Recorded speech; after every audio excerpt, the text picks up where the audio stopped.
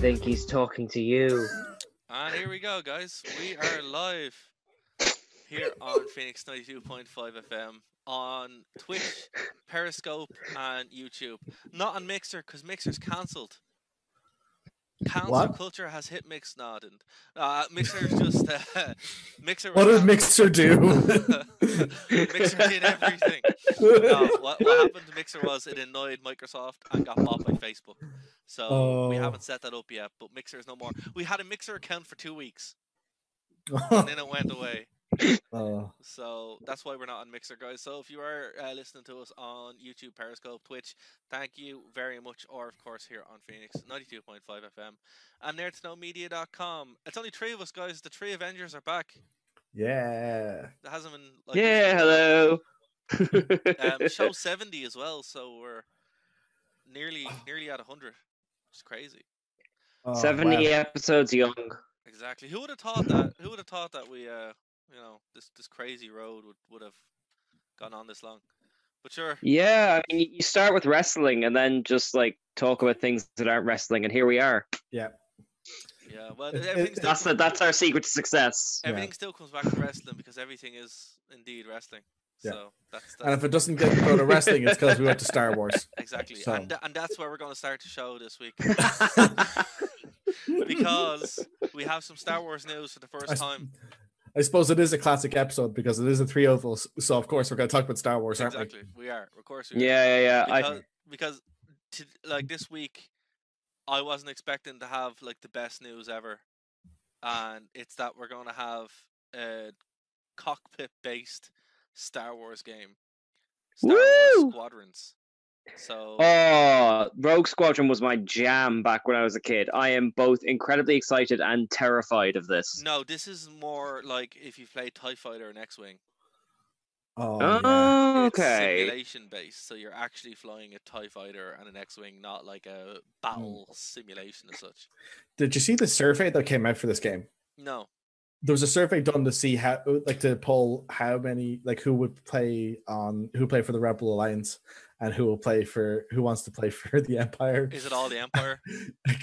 I mean, landslide for the Empire. I think it was like that's because the Empire 3-1. That's because the Empire were right. It's like, we saw what happened. It collapsed. It's like the Empire brought peace and justice to the galaxy. The Empire did nothing wrong. No, nothing wrong. It murdered all the Jedi. Hold on, the Jedi were going there anyway because they were corrupt. And they were religious fanatics. You couldn't have them be in power. It's just a bad idea. As opposed to the religious fanatic who's in charge of the Empire. Nobody knew that. You can't prove that. That's just that. Yeah, you can't prove that. That's just the propaganda you've consumed from the rebels. Of course, you'd say that. Oh no, even taking that out, right? So just say that was true. Hold on, we're getting some feedback there. Even taking that out there, right?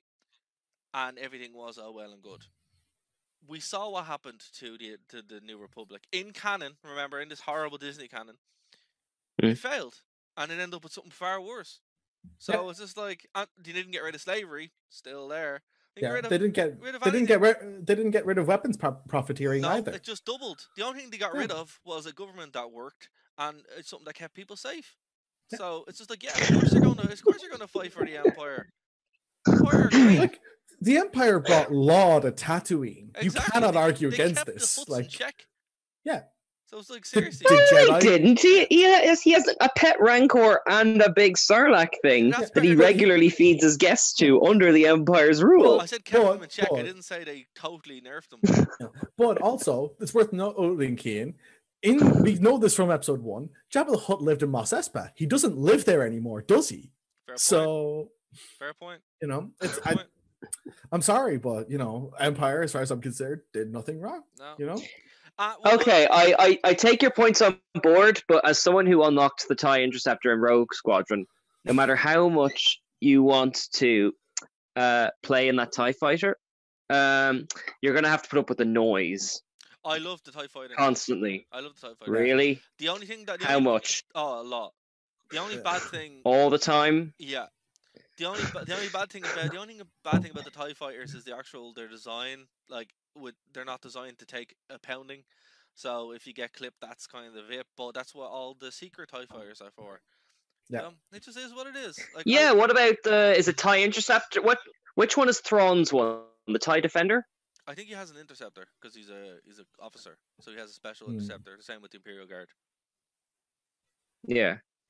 I'll go with Thrawn's TIE Interceptor. It can rotate and change direction on the spot. Like, its midsection pivots when the wings change with it. Like, it's brilliant. Here's one for you, though, right? And I was kind of looking into this. The reason why the TIE technology is so flimsy as such is because the people who made it realized that if they build it to break, they're going to make more money. So it's a profiteering idea. Like, the biggest problem in Star Wars isn't religious fanatics; it's profiteering, and no one ever got rid of that. So it's just like, all right. But I suppose that the engineer who made it has been in business for decades. Like the same guy who built the TIE fighters also built Darth Maul's ship that he traveled to Tatooine in. Yep. What's that called? The Sith Infiltrator? Something like that. Yeah.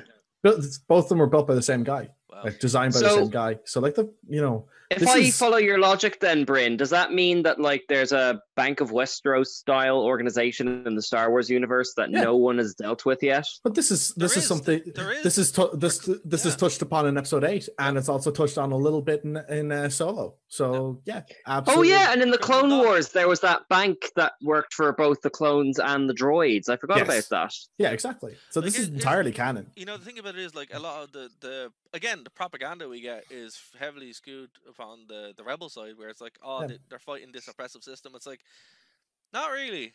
Yeah. They just introduced their own oppressive system, which is, that's not any better. Like, to be honest with you, the most free society in Star Wars was probably the Old Republic, but anything after that, not really. They just introduced failing democracy. So. Well, again, like if the Empire is so bad, then how come it was a good thing that they stopped the Trade Federation from having a blockade on Naboo? It just is what it is. That was something that had to happen. No one can disagree with that. No. Yeah, but that's a bigger question of like authoritarian rule versus the freedom to let some people be jerks. You just spend too much time listening to those rebel scum. That's all that's happened here. Okay, listen. The rebels had to be dealt with, and that's just the way it was. So, I'll send you some literature after we're done here. Just NerdToKnowMedia, we are firmly in the camp of the Empire. It's just the way that it is. Yeah. They did nothing wrong. I may be missing from next week's podcast due to a lightning explosion. I didn't say we're Sith. It's just the Imperials. No one forced you to get struck by lightning. No, okay, but some other good news from that. So obviously, I'm really excited for that because I can't wait. Like, I love flying TIE fighters, and even flying X-wing is quite fun. And it's great. So that's coming out in October. The pre-order bonus looks pretty good. We'll have to see, if it actually plays. Apparently, there's no paid DLC. It's all, your $60 is your $60. So we'll have to see if that's BS or not, because it is made by EA. So. Is this the third apology for Battlefront, the newer ones? I know they fixed up Battlefront 2, but like, what's the angle here? Like, yeah, that's my first worry as well. Like, this explains why they're kind of killing off Battlefront 2, because obviously this is the next big game, right? So it kind of makes sense. But we'll have to see. Another bit of Star Wars news that happened this week was Doomcock came out and said that they might be wiping the Star Wars movies from canon. The last trilogy. The 7, 8, and 9. 7, 8, and 9. So according to his video and some of the leaks, there is like a civil war going on at the moment in Disney or in Lucasfilm, where there's a faction that really want to get rid of it and a faction that don't want to get rid of it. And how they're going to do it is something we've joked about on the show. So, oh my god, have you emailed them? Please tell me it's the Dallas scene. Please tell me it's the Dallas scene. I just need that Dallas scene, damn it. It's something kind of better than that. It's the Veil of Divorce. Have you guys seen this in Rebels? Yes. Oh yeah, they go into the sort of nowhere zone where time doesn't exist, that kind of thing. Yeah, so basically it's multiverse kind of thing, where they're going to use that to kind of retroactively undo everything that they did. That's funny because I was expecting Star Wars 9 to be an Avengers Endgame clone. I guess it was just like one step out from it. Yeah, well, now they kind of have to because they have nowhere to go, and the series is basically dead unless they do this. So it's kind of like, Captain Kennedy's, you know, well, we don't want to be one of those shows that go off onto it, but this definitely does seem something that. Oh, we don't? No, we don't. We're 70 episodes in, man. I don't think we're going back. No, but what I mean is like the leaks from Doomcock is usually right. Like they're usually pretty on the money, and I would believe this. So based on what they're planning, it wouldn't surprise me. The only thing I would say is, how are they going to do this? Like, would this be a movie? Would this be a mini series? Would this just be an issue of like a papal bull from Lucasfilm going, "This is canon now"? Like, how do you guys think they'd even do that? Ray just opens up her mouth on screen and just goes, "I have to go now. My planet needs me." I have to go now. My parents need me. Well, I suppose they could do it on Disney Plus. They could release a series, like a 90-minute series or something, where they're like, "Hey, this is tying That'd be stuff cool. up." But I don't know. Like, if I had to guess, I'd say they'd retroactively remove them in a way that people on Disney Plus could see it, and people who went to the cinemas didn't know about it and didn't care. I can't see them putting that bad voodoo whatever up on the cinema. Put it that way, like. Yeah, like I think whatever way they're going to do it, they're going to open it up in such a way that it makes sense, but not something that goes, "Hey, all these stuff, it isn't canon. It never happened." I don't think it would happen in a movie form, but definitely in Disney Plus, they're like, "Hey, we can open this up again." Or here, even still, if they did an Avenger Endgame rewrite, we've already seen that work, and it was like the biggest movie of all time. So, it's definitely possible. The one thing I definitely think they should not do it in is another Fortnite special. Oh yeah, don't. Oh no, I think that's brilliant. Do it there. Yeah, it worked so well the first time. Yeah, because everyone knows that everyone loved that. Yeah, that worked out so well, having key plot points for a film not be in the film. Like, I tried to play Fortnite before, and I only got past the load. I only got to the load screen. You couldn't get to the lobby. No, I got to the lobby, and I was like, I don't know what's going on. Help me. My kids in Tala are still wondering what's going wrong. They've been trying so hard to explain to you how to get through the menu. I was like, did he push the button? If you ever, like, you're basically like a stage removed from getting that content ID in South Park, where it's like, how do you tame a horse in Minecraft? It's like, how do you log into Fortnite? I have no idea. It's not me. It's the kids who are wrong. It's the kids who are out of touch. Of course, Darren, that's what it is. It always is the children who are wrong, not me. Yes, Mr. O'Connor. Everything stinks. Everything stinks. But yeah, so can I just ask though? I know you guys don't necessarily, but you've been watching this Mandalorian making of thing they've been releasing for the past few weeks. I have not. Neither have I. I have been busy catching up on Rebels. So. Ooh, that's a much better show. But anyway, well, I mean, then the making of the Mandalorian, like, but no, I really wish you guys had, because I have incredibly complicated feelings towards it. On the one hand, it's nice to see them making it with practical effects and stuff, but there's these long 10-minute, like, round the table conversations with the directors, where they all kind of speak wistfully about how lucky they are to be here, and like, what a nice atmosphere it was on set, and like. It kind of, I think Red Letter Media said it kind of feels like a political ad. There's something deeply unsettling about the way it's presented. It feels like an ad for a show I've already seen. So it doesn't come across like the 18-hour making of documentary that Peter Jackson made for Lord of the Rings. No, it's not like that. Like, I mean, obviously, like in like the Hobbit documentaries, like they're just honest about how tough it was.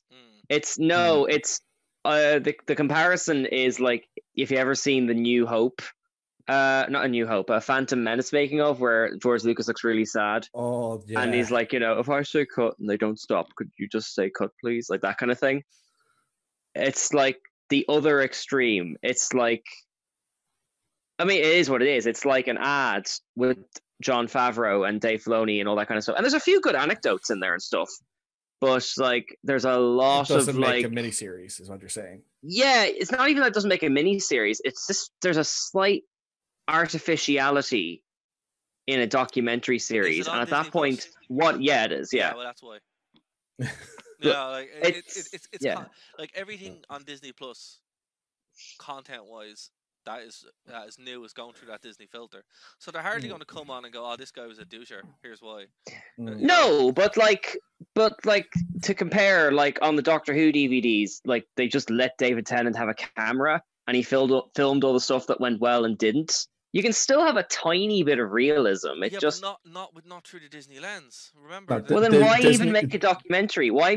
content. Why take a format that exists specifically to explore truth and Cian, not have it like what? But My Cian- head is exploding. But Cian, you have to remember this is Disney. They need to be seen to being a good place to work. Exactly. They need to be seen. That's it. Yeah, and I'm not saying that bad stuff happened on The Mandalorian that we don't know about. Like, I mean, it's Jon Favreau and Dave Filoni and like Bryce Dallas Howard and all the others. They seem really cool and all that. Like, I'm sure it was grand. I just don't know why they need to go the extra mile to make it look like the best filmmaking experience since, I don't know, say Lord of the Rings, I guess. Yeah, but again, like even with like Lord of the Rings, Lord of the Rings has almost no time to talk about the negatives of working on it, even though they were basically in crunch for 18 months.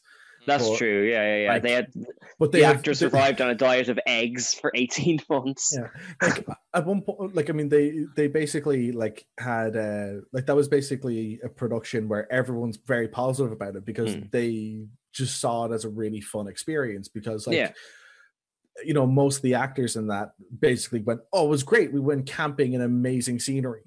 And and then you also had set designers going, "Oh, it was great. I built a castle. Oh, it was great. I made incredible clothes. It was great. Do you know how many swords I made?" And that's kind of like, but that's like how they talked about it. They don't really they didn't have time to talk about negatives in it, but you never got the impression from it that it wasn't like a stress-free environment either, unless it was the one production guy who basically talked in monotone and would go, "This was an incredibly challenging scene to make, and we got through it." And like anytime he comes up, it's just like, "Okay, can you get someone who speaks normally, please?" That's the thing about making of stuff, or even director's commentary. It's either going to be very good or very bland. Yeah. I love commentary, and so do I. But it's not an exact science. No, and it really does depend on the people. But I was saying about with David Tennant, like David Tennant is David Tennant. Jon Favreau doesn't really strike me as someone who is going to, talk. No, and I don't mean to imply that I want it to be guerrilla style. You're a man who plays the Mandalorian running around with his iPhone, like literally filming the walls. All I'm saying is like what. Content, I get it, but what is the value of putting so much sheen onto a making of to the point that you're not even watching a making of anymore? It's a because product. It's Disney. It's a Disney product. Get excited for my next product. Yeah, it's Disney. Yeah, it's shocking. The Mandalorian exists. Period. Yeah, I mean, I don't want to be like a Debbie Downer, but we're not going to get another Mandalorian. That was like a lightning in a bottle situation, I suspect. I don't know. The second season looks pretty good. They have the casting's pretty decent, but as I'm saying to you, if this civil war in Disney doesn't work itself out, they know that they're on a losing the trajectory. So, it has to be. The only thing supporting Disney right now is the Mandalorian. So, but that's just it. But the reason the Mandalorian was able to exist, not Disney. Sorry, go on. Yeah, I get you. But like the reason the Mandalorian exists is because no one was particularly looking for it. Once they start trying to replicate the Mandalorian model, then it's kind of just it's gonna be like when Tommy Wiseau tried to make movies after The Room. Yeah, that's a really good analogy. Yeah, where you go like, "Oh, this isn't special anymore." Yeah. Well, I don't know, if they just stick to telling stories, they'll be fine. Instead of just trying to please everybody, because if you try to please everybody, you're just going to alienate people, and that's kind of like the main problem with Disney Star Wars. This is the media company that sanitized the Grimm's fairy tales, and you want them to not do that for other stories. It's a fair point. Like, here's the thing, with your man who made Jurassic World, if they had just made his Star Wars Episode 9, it would have been awesome. But it was way. Oh no, I think it would have been bad, but it would have been a more interesting bad. Oh well, yeah, I don't know. I would have enjoyed it a lot more than what we got, which was just. Oh, me too. I think if they just bit the bullet and gone with Trevorrow's one and went, these are 3 Star Wars movies. We didn't have a plan for them. They're each their own mad thing that some director decided to take with it. You'd be like, fine. But you know that's what, right? Honest. On it's that flawed, point, but I like it. But But on that point, that actually sets up the kind of cleansing completely well, because it's like these are just Elseworld stories.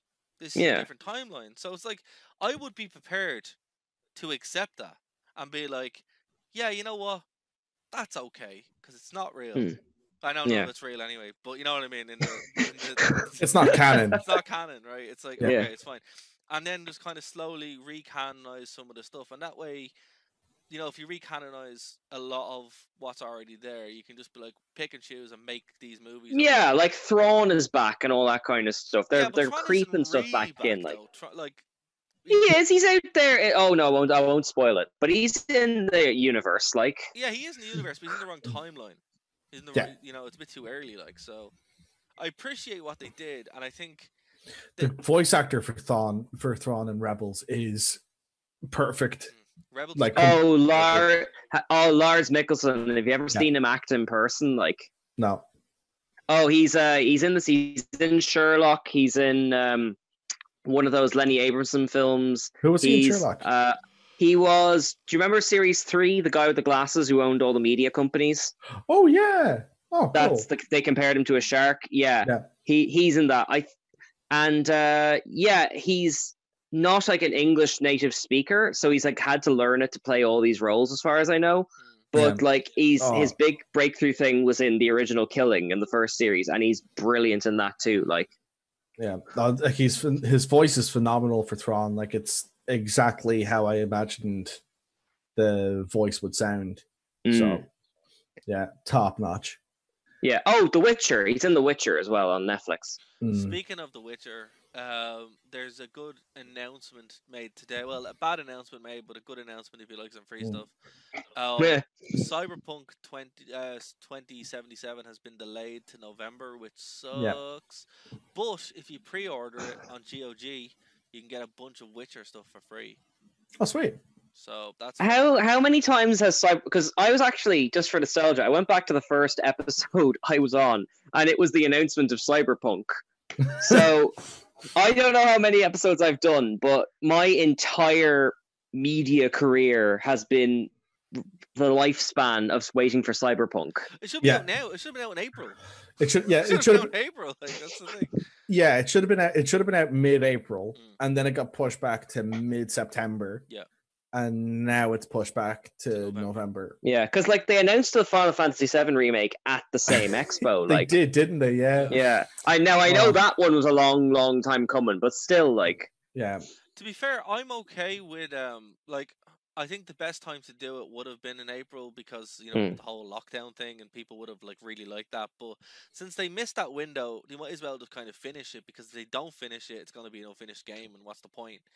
That's true, and I'd much rather they took their time, made a good game, and didn't put their staff under pressure. If it's worth waiting for something good. Like I'm getting to a point now where the idea of putting someone through crunch so I can be entertained is just not something I can morally accept. Yeah.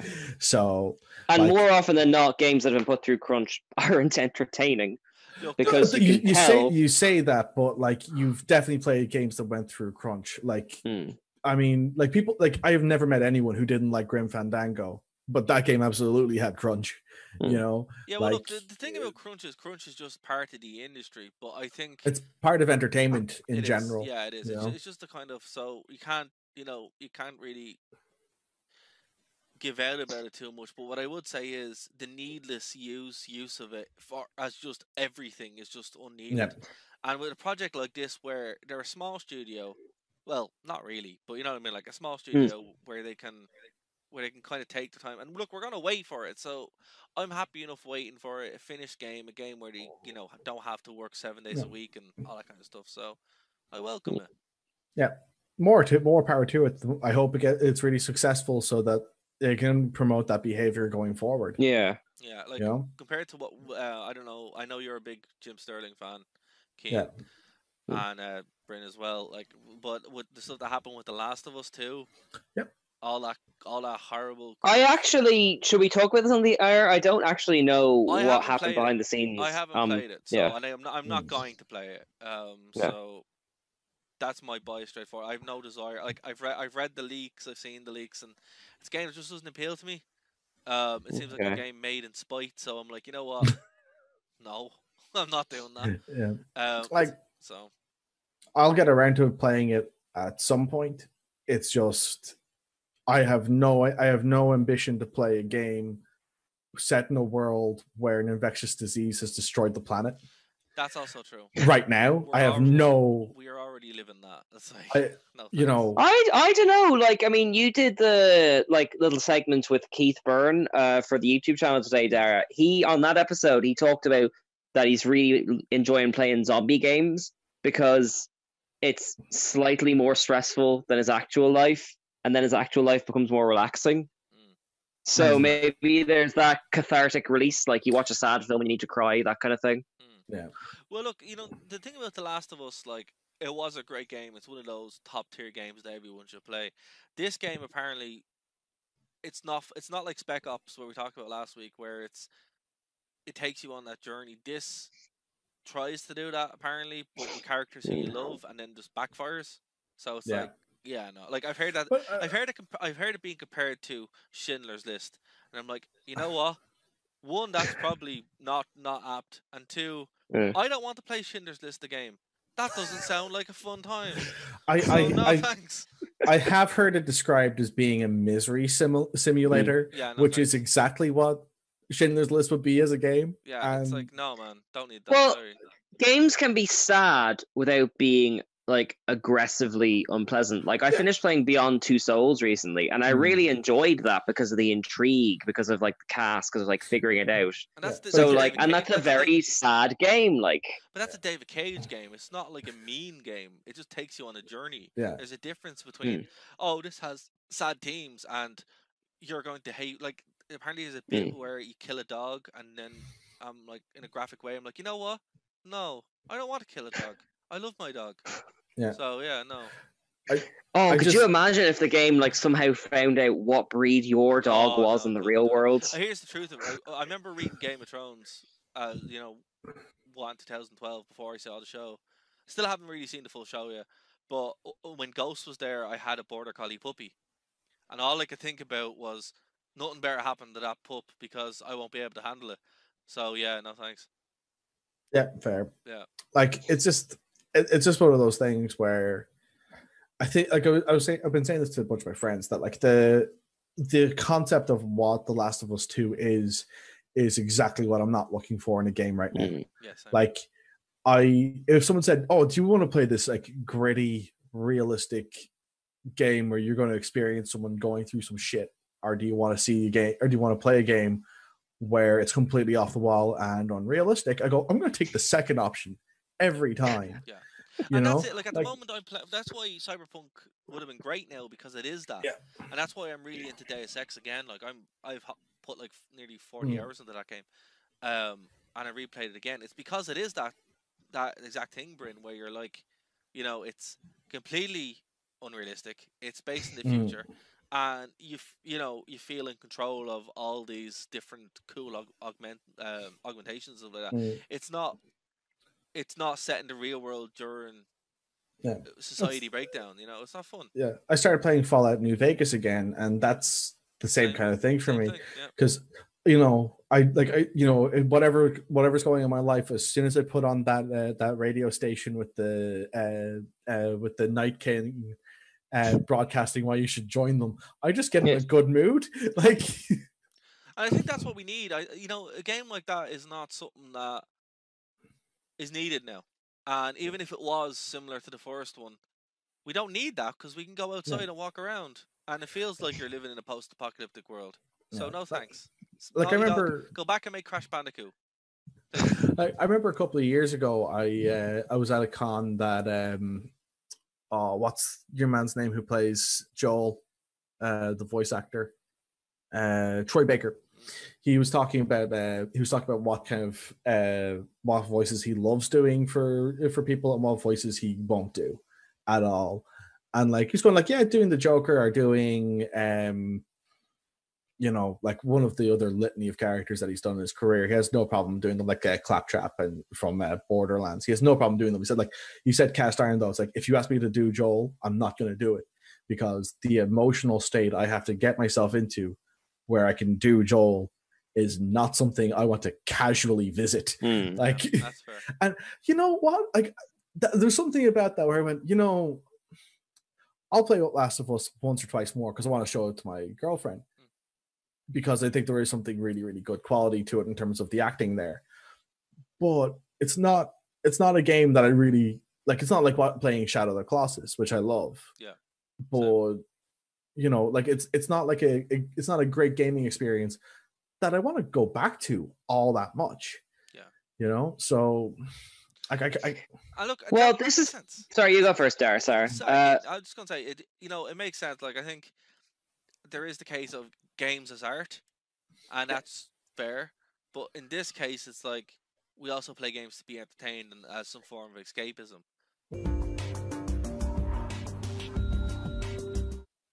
And gang, we're back after that short, unprecedented break. Because I accidentally hit the power button and nearly killed our stream. But it wasn't like a Sopranos ending. It wasn't. It was me hitting the wrong button. But we recovered. I'm dying to hear what point was interrupted. The point where Bryn was like, the thing about it is, and then he just cut off. So we don't know what we're talking about. But I can't wait for the clickbait articles to come out about, the for and against that ending. Yeah, it's basically the end of the Simpsons episode with God going, the meaning of life is exactly. But the thing of it is, we were going to swap topics after the break anyway. So in the half an hour we have left, let's talk about and this is going to be a monumental task, which is we're not going to get done because this is like nearly the best season of the Simpsons, if not the best. Shots fired. If not the best. I think season 7 is the best one, though, to be fair, but we'll get to that. So we're going to start with season 6 of The Simpsons. Now, I think this is going to be a 3-parter, but hopefully it won't be. But I have a feeling you're right. Yeah, I think that might happen, or even if we break it up into half-an-hour segments where we do it every week or whatever, which is what we might do. I'm just looking forward to like the 10-hour supercut of this that you do like in 3 months' time. Oh man. I'm just looking forward to season 12. We're going to talk about season 12 in a positive light. Everybody hates that. I don't understand why. I'm like... Because it's the first bad season. It's not bad. It's great. It's great in context. Okay, fair. I'll give you that. But it does have some of my favorite moments, so I'm like, I can't be mad at it, Yeah, but it's great in context. You know what comes after it. People when there was only 12 seasons, it was definitely the worst. That's okay. That's a fair point. Well, season 1 is weak. Yeah, but season 1 has heart. Yeah, but season 12 has a football in the ground. No, it doesn't, though. I know. I know, you just set it up. I had to take that shot. I was half expecting you to go, I see you played season 5, season 12 before. Okay, well, let's get into it, guys. Let's start off with Bart of Darkness, which is so good, and it has actually a friend of the show, Gary, always would quote St. Stephen's Day one. And I didn't know St. Stephen's Day was a real thing until I was like, oh my god, this is a real thing. And so that's something I learned from this. Also, has it restored your faith in The Simpsons after the Guys and Dolls thing? No, it has not. That still that. Also, it has another good Gary quote where it's like, "Oh, it's a fine bar in English, but it is no pool." And it's like that's another. The bit after, do it. It's so good. Shout out to Gary because they're two of his biggies that he uses all the time. I remember years ago in college, I helped build a set for 12 Angry Men, and we were putting up all the flats for the walls and everything. And one guy just goes, "'Tis a fine barn, but sure 'tis no pool English." Did you go do it? I did, yeah. Good. Oh, had to. And I can't remember who pointed it out, but I love the whole bit where they go, "Can we have a bull dad? Can we have a bull dad? Can we have a bull dad?" And she like interrupts it. Like, yeah. Yeah. So like there's just so many little. It doesn't get to the sort of Rear Window stuff until over the 2/3 mark. It's very much its own thing. Like, I love that when the rear window stuff comes into it, though. It's so great. Well, here's the thing. I didn't get that either until I was, 16, 17, when in school they made us watch a bunch of Hitchcock. Yeah. I was just like, oh, cool, okay. Yeah, I didn't understand that that's supposed to be Jimmy Stewart either. They got there. Was the one where the school goes on strike in this season too? Because if so, they're getting their money's worth out of whoever's doing their Jimmy Stewart voice. Yeah. Yeah, I think same season. I think. I think it is. It's in Bill's house and Fred's house. Jimmy, I don't know. Like, it's the references are so obscure that it just kind of build in this whole plethora of 20th century pop culture to a point where they're just pulling from it, and this is when they're really kind of, those gears are really going for it. You see a lot of it in Itchy and Scratchy Land as well, where they're pretty much doing a whole full takedown of Walt Disney. Yeah. Oh yeah, sure. Even in that one episode, the Itchy and Scratchy thing is a reference to the first Star Trek episode with the Pelosians with their brains that can just magic anything. Yes, exactly. Bart Darkenstow, great way to start the season. Really good start. Probably one of the best one. Probably the best season opening. That isn't a Halloween episode. I put that in as an addendum because they used the Halloween episode as the best one. Lisa's rival, very good. Yeah. We as we discovered recently. Yeah, that's a good one because like a lot of the vehicles for Lisa can be a bit on the preachy side, but this one's a nice fun one. It's nice seeing her on the back foot for once. Like, I think it's good. I know it's very hard to root for her because Allison is so cool. Yeah, I think it's more just like Lisa having to deal with her own insecurities and having to go like, but why don't I like? She's going like, why don't I like this person? Throughout it, and that like, it's just an interesting. It's just an interesting. Like, it's one of the few times we get to see her actually like have conflict because she's usually a lot more assured. You know what I do like though? I love Ralph in this for his little quote. He's like, "You're deceptive," and it's just like, where did you learn the word deceptive? But like, I beat the smart kids. I beat the smart kids. But you brought up a fair point there, which is that it would have been so easy to make the Allison character unlikable. They kind of did that in a much later series with the redheaded bully. Yeah, that she kind of does the pheromone thing with. Yeah. So yeah, it's much more interesting to have the rival, as you say, be a really cool character and like kind of essentially making it even harder for Lisa to hate her. Like, yeah, because like she's basically better than Lisa at everything. At everything Lisa considers valuable, certainly. Yeah. Except for dioramas, obviously. Yeah. Because obviously Ralph brings original Star Wars figures, so like nothing beats that though. They're all there. Yeah, even Chewie. So good. It's followed up by. No, hang on. You can't talk about this episode and not talk about Milhouse being on the FBI's most wanted list. Oh yeah. Just because I feel like it's probably the top meme consistently all year round.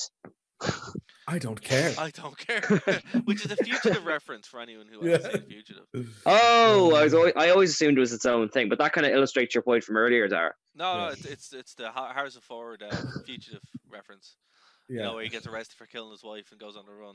Yeah, and it's like Tommy Lee Jones chasing down Harrison Ford, and he's like, "I didn't kill my wife." I don't care. Yeah, it's so good. It's good. Actually, Keen, it's a great movie. Yeah, honestly, it's a really good flick. Yeah. The next one is followed by it's very poor. It's another clip. It's called Another Simpsons Clip Show, and it's really Yeah, good. this is I feel like I went out on a limb to defend the clip show back in series 4 or whatever. This one, isn't really. It doesn't kind of earn its stripes in the same way that the earlier one did, or the 138th Spectacular, or even the singing one. Well, There's a distinct lack of effort. Like, they're all doing something. This is just doing nothing. Yeah, and something I never noticed till I rewatched this. Even the slot of the scenes at the kitchen table, the animation quality jumps up and down.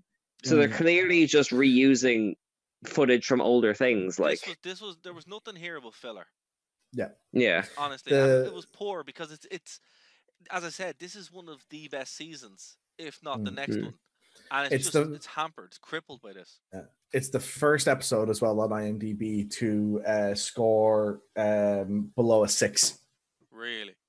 The first episode. Okay. So just give you an idea of what we're talking about this in terms of the rating for the show.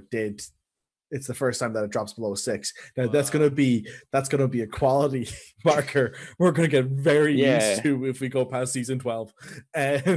So like, if you want us wrong about season 12. Before we go back down that rabbit hole, I remember back when there was only 9 or 10 series of The Simpsons out, Jesus, and like you just had the good ones on Sky One. If you got like say the Mindy episode and then this, it was a killer, or any of them, like the Grandpa one or whatever, because you were just watching the same one again, You weren't into it, it was kind of just like, as I said, there was nothing fun or unique about this. It was just kind of like, it's really lazy and it's really poor. And also it has, like, the Mindy one is great, but it's great as an episode. The Grandpa one is not, well, the girls disagree, but not good. So it's like, they think it's good, and that's fine. But for me, I'm like, nah, man. Yeah, not good. But like on the sliding scale of clip shows, there are ones that will be worse. This one's but the worst ones are at least slightly more inventive. Yeah. Like, and I say slightly. That I think the time I really lost faith in The Simpsons for the first time was like that one that starts with Forrest Gump, and then it's like a roast of Homer Simpson. Oh yeah, like that. That was the first painful Simpsons episode I remember. Okay, yeah, I'll give you that one. But it's still more inventive because these are original jokes. They're not good jokes, but they're original. Yeah. Well, look, but the next couple of episodes really make up for it, right? Itchy and Scratchy Land, and this is a sore subject because I should be in Disney World right now. Thank you, virus, for ruining the year and my trip that I spent. So, do you think that Disneyland is currently like Euro Itchy and Scratchy Land? No, it's not. It's grand, like, but we can't go there because we're still on a ban list. Yeah. So I was just like, all right, cool. This kind of sucks. But yeah, so I was watching this and I'm like, There's no going to Mickey Mouse to someone in a Mickey Mouse costume and saying, "Hey, Mouse, said cheese for you." No. I finally, now that I was watching it on Disney Plus, I finally got the political prisoner joke. I kicked a giant mouse in the butt. Do you want me to draw you a diagram? It's so good. No, obviously this is the home for the Bort references. Yeah. We need more Bort license plates in the gift shop. Come on, Bort. Come along, Bort. Excuse you, talking to me? No, my son is also called Bort. I love the little. I have to say, what I love about this is someone who's gone to Disney most of their life and has a big, like, that's how we were raised, basically. But from going to it, it was like, in Main Street USA, they have a lot of these little tents for Walt Disney where you can go in and see the history of the movies, and the little takedown of how they spin history and stuff like that, where it's just like, everybody loved them except for that period in the 30s where he makes the movie Nazi Supermen are our superiors. I feel like this is a ball that Futurama ran more with in its second episode on the moon. Probably the same writers. But that's exactly it. That this was kind of the warm up to that. That was a much more savage take of that particular quality of Disney rewriting history. I know off the air we're talking about Lindsay Ellis. She does a video on how particularly Disney does that. So yeah, there's definitely, I'm impressed that Disney Plus actually put this episode up there because it's very pointed. It is very pointed, and it's um in context it's even more pointed, but as an episode by itself it's just kind of hilarious. And this is one that I'd hand to anybody and go, look, you have to watch this. It also has one of my favorite gags where it's like, Bart's dead. That's right, dead tired. This is so good. It's still so good. It's brilliant. So great. If you haven't seen it, check it out. You'll have a great time, honestly. Now remember, guys, we're in the itchy lot. That's another thing. That's another thing that's so true. If you've been to Disneyland, where the parking lots are massive, and it's just huge. It's this reminds me a lot of National Lampoon's Vacation. Even the way that Homer is dressed kind of harkens to that a bit. Yeah, I think they were really channeling that in this episode. I notice it a lot when there's that frame of Homer saying, "Nobody ruins my family vacation but me and maybe the boy." Like that's definitely like framing from the first National Lampoon, where he's like the park's closed, and he's like standing in front of them, angry, like, you know. Yeah, I love like that they basically took The Prisoner and inspired it for everything they did on the back end. So like all the uniforms are all taken from that '60s show. Yeah. Okay, yeah. I'd forgotten about that. The cars, yeah. I forgot to carry the one. Yeah. We've also arrested your great. older, bolder, fatter son. Okay. I'd be so embarrassed to be that mother. Yeah. I'm gutted that Lisa isn't here, because they go to like TGI Scratchies and it's like Happy New Year every 5 minutes. I really relate to that poor guy. Yeah. He's like, please kill me. It must be so fun to ring in the new year again and again and again. Please kill me. Okay. So good. The next one has one of my favorite like running gags in it. So Sideshow Bob Roberts, right, where it's the beginning. I love Birch T. Barlow. Like, he's like my favorite character in early Simpsons. He's so funny. I just love that, like, Homer's little speech about not voting and everything. It's such a savage take of like the mindset of America in the 90s, and still even to today as well. It kind of can be carried over. Like it's this great. one. I mean, I kind of said this about the Mr. Burns one back in series 2, but this one has held up eerily well. Like, you know, like, not to get too political, but like a sort of Fox type news pundit like ends up promoting like this criminal into a political office. It's hard not.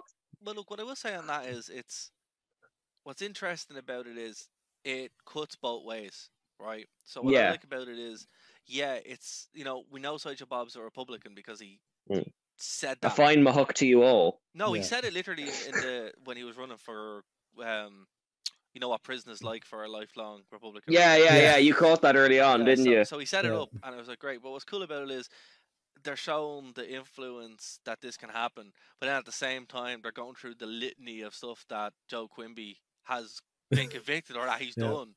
Yeah, and it's just like, wow, this is great because it works on. It's not the mayor's fault that the stadium collapsed. For mayor, he'd vote for you. My favorite thing is Sideshow Bob's attack ad, where he's like, it's like Mayor Joe Quimby set up a revolving door prison system. He even let out Sideshow Bob, a man convicted twice for attempted murder. Vote Sideshow Bob for mayor. So much. It's so true though. Have we? Because I've missed the past 2 or 3 episodes. Have we passed the Stampy episode where he goes through both the Republican and Democratic? Yes, yeah, we have. Like, that's so perfect. Like, that we're evil followed by we can't govern. Yeah, it's like, what was it? It's like, we're evil. I can't remember what the second. We're evil and we know it. Something like that. Something like that. It's like, we can't govern. We hate ourselves. Yes, that's it. Yeah. I think that could be just Ireland now. Where it's just like literally that's what it is. Yeah. So what's great about this is what I like about Simpsons at this point, when they go on the attack, they attack both sides pretty much evenly. Yeah, it's a quality that we always give to South Park, but because the Simpsons has had its kind of edges sheened off it over the years, we don't really associate with them anymore.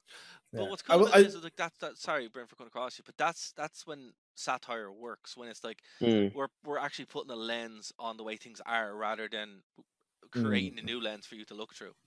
Yeah. I think one of the things that didn't help The Simpsons so much is that I don't think its politics necessarily changed. I just think that the dial of American politics shifted so that they were more further over than where they were when they started. Yeah, because it doesn't really seem like they've really changed any of their stances. It's just that the attitude of America has changed. That's fair. Yeah. But yeah, like the Such a Bob Roberts is a brilliant episode. I love that it brings up the idea of voter fraud. And because that's been used as an excuse for why people get into office forever as a conspiracy theory in America. I love as well that they got pets to do it. It just it's just beautiful. They got, what was that? Sorry. They also had They also had pets part of the voter fraud. Oh yeah, Snowball 2, please not you. And I love Smithers being the snitch and all that kind of stuff. It's all just so. And actually, it's a great vehicle for like kind of Sideshow Bob as a character listening to the old people crone on and on and all that kind of stuff. Because like, I mean, obviously he's like a Krusty the Clown performer, but he is charismatic, and that's a quality that like a lot of the episodes don't write towards. Like, absolutely. Like, I mean, this is a guy who's definitely like set up so that he can be a master manipulator. But his biggest weakness is that he's also so easily manipulated. That's how his downfall comes through. I could totally see that working in the real world, that he's so insecure that he wants people to know his evil plan. Because they go like, I was like, oh well, you're obviously like you're too much of a you're not smart enough to have planned something like this, Ed. You're just a pawn. Yeah. Oh, Ringo to his Rest of the Beatles. Yeah. I've got to say, actually, that's one of my favorite lines. What's one of my favorite lines in The Simpsons? Like when it's like, place the mayor under arrest. What? Oh yes. Oh, that's stuff I did. I love where he's like, look, here's all the documents, and he just has them on his person. In his hair. He wasn't planning to actually reveal them. He just carries them around because he loves them so much. And he's like, it is probably the safest place. Well, Brent, to be fair, if you are a master criminal, you're going to be very proud of it. Yeah, but he's also like, each one, well, he says as much. He says that each one is a work of Machiavellian art. Yeah. See, to be fair, I don't know. I'd vote for Sideshow Bob. Well, don't blame me. I voted for Kodos. I think Homer's right though. I'm not really a fan of his Bart killing policy, but I am in favor of his Selma killing policy. Well, I can totally see like what Krusty says as well. He's like, you frame me for armed robbery, but I really want that tax cut. That's still so American Republican. Like, to be fair, tax cut would be nice. Just saying. But here's upper class tax cut. Oh yeah, well. That's what he says. Oh, fair. Well, maybe not that. But what I was talking about, what is funny is, right, a little bit later on in the run of the series, right, you get to see what effect he has as a mayor when he lives in Italy. And it's like, oh, this is a cool little callback. So that's why I think, everyone who hates Ladder Simpsons, don't. Give it a chance. There is some good stuff there. It's just very hard to find. Yeah, it's a shame you have to go looking for it. Yeah. But definitely one of my favorite episodes, I must say. This is great. Treehouse of Horror 5. Yeah, guys, we're not getting through this in one sitting. We're here. No. Well, we do this as the last one then. I'd say we should do this as the last one. This is the last one I want to get through. I do want to touch on the background for Bryn's background. Yeah. So we'll do that one as the last one. Because that was super good. We'll kind of skip a little bit, and then we'll make you pick another. It's such a mole man thing to do, to have him sit there suffering for an hour while we yammer on about Star Wars and then not get to it. Exactly. It's so good. We have to talk about it. It's just another part in the pain that he experiences every day. Every day. And he's only 31 years old as well. Yeah, fair play to Lisa for opening her show with that quote. I don't know if it was the most recent episode, but she definitely did it. Mole man in the morning. Good mole man to you. All right, so the next one is Treehouse of Horror 5. Now, listen, this one is a weird one because it has like the best parody in The Simpsons. The best. Is this The Shining? This is The Shining, yeah. The Shining. The You don't want to Shining, get The sued. You don't want to Toaster, get sued. It's The and Shining. The Shining. Like, it's Yeah. so good. But it has And yeah, no, you go first. Right? I was just saying, it has like the best parody, but the weakest ending, I think. Because a few episodes ago I said there was a Treehouse of Horror story that legitimately frightened me, and that is the school eating one. Oh, There's something deeply that there isn't a lot of jokes, and it gets played very straight. Like they get like with the blender and everything. Like I don't know, it creeped me out in a good way. Like it's like. So yeah, I don't know. I love this one to bits, if only for the running gag of Willie getting killed in every single one of them. This indeed is a disturbing universe. Yeah, and a James Earl Jones cameo, which is always welcome. So good. But yeah, no beer, no TV, make Homer something. The fact that they actually do like a full-on, almost shot-for-shot remake of The Shining. Yeah. And then they subvert the ending by having all the family sit in and get frozen because they're watching Well, the TV. Tony Awards are on. So good. Yeah. Urge to Kill rising. Yeah. I love the fact that Homer gets distracted and like a whole bunch of monsters have to drag him back to it. Yeah. Can't talk. I also love that like it took them 3 attempts to get to that house. Yeah, but that's a good point. Like the style is so good. Like it's got those stings down and all that kind of stuff. Like day one, day two, like that kind of thing. These people love Stanley Kubrick. Yeah, that's true. Actually, because I introduced Stevie to Space Odyssey for the first time a day or two ago. Oh my god, how long? And like you can't. How many tries did you take to watch it? No, we had to take a break in the middle to put Prim to bed. But apart from that, we got through the whole thing. But you can't watch it without bloody running into Simpsons references. No, you could almost make up the whole film from just the bits the Simpsons have completely parodied. Like, yeah, exactly. Yeah. It's great. It's really good. Actually, one of the later episodes, Simpsons do a full take of Clockwork Orange. Yeah. And it's excellent. Yeah, that doesn't surprise me. So, it's actually really decent, to be fair. Oh, I love the time travel part of the Treehouse of Horror. The whole descent into him just losing his mind and going. Yeah, I was like, I'm not supposed to hit anything. I'm going to smash up everything. That's just. Bug.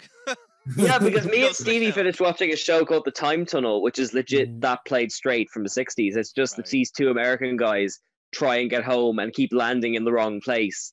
Yeah. And they do go crazy after a while of the exhaustion of just keeping landing in trouble. Like you would after a while just snap after escaping a world run by Flanders. Like it's very good. It's very, very good. It like I would say, again, the Treehouse of Horror episodes are kind of cheating, but they're also not.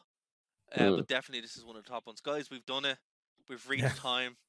And we only got to episode 6. So in fairness, we got talking about Star Wars. We did, and other stuff. I'm amazed we got through one episode. The world is opening up again, so we have stuff to talk about, which means Star Wars are coming back.